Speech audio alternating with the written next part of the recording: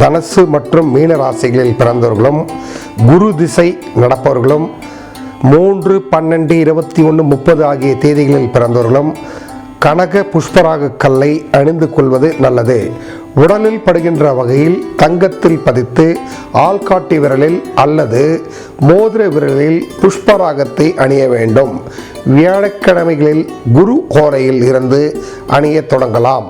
கனக புஷ்பராகத்தால் தொழில் தடை, திருமண தடை, குழந்தை பேறு இல்லாது போன்ற பிரச்சனைகள் தீரும். செவ்வாய் தோஷத்தை விளக்கும். மஞ்சள் காமாலை போன்ற ஈரல் தொடர்பான நோய்களையும் போக்கும்.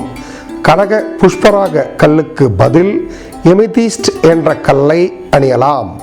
ஸ்படிக வகையை சேர்ந்த கோல்டன் டோபாஸ்ட் என்ற கல்லையும் அணியலாம். ஆனால் கோல்டன் டோபாஸ்ட் கல் நாள் அடைவில் பளபளப்பு குறைந்து போகக்கூடியது. அதே போன்று 3ஆம் எண்ணின் ஆதிக்கத்தை உடையவர்கள் வெண் பவளத்தையும் ஒயிட் கோரலையும் அணியலாம்.